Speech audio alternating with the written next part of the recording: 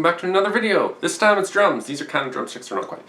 Anyhow, today is part 2 of the series. We're talking about all the different instruments I play, and we're going through shuffle styles. And today I'm going to show you a little difference between a straight 4 style and versus a halftime feel. So we're going to explore that through a few different ways, going hi-hat, ride cymbal, and bass drum, and I'll just show you that.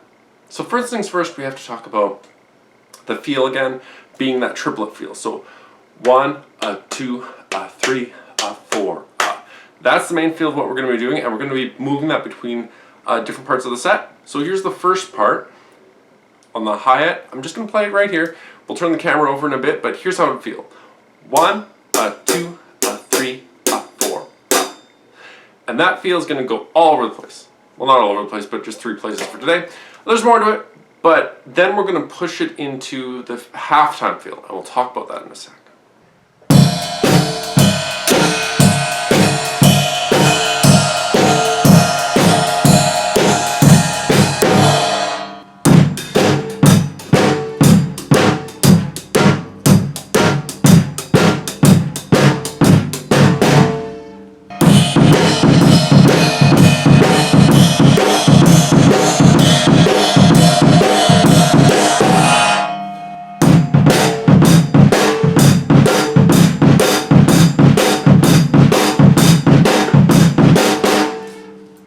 So when I talk about halftime feel, we're extending the feel of the backbeat. So instead of the backbeat being on 2 and 4, we're going to push it 1 beat behind. So this will extend over almost a 2 measure count if you're doing 4 counts, or if you're doing like, it might feel like a 12/8, something like that. But we're going to push it over a measure. So it'll end up being the snares, or the backbeat will end up being on beats 3 of each measure. So if I were to play that right now, before looking down the drums, I'll show you an example of that, but it would be 1, 2, 3, 4, 1, 2, 3, 4. So there's an extension there by 1 beat, and it makes the feel of the shuffle just expand a bit. So let's take a look at that in a few of the different styles we talked about before, where it's going to go from ride cymbal or the bass drum, put the quarter notes in the hi-hat, and the bass drum will do a lot of the bounce feel. Let's look at all that.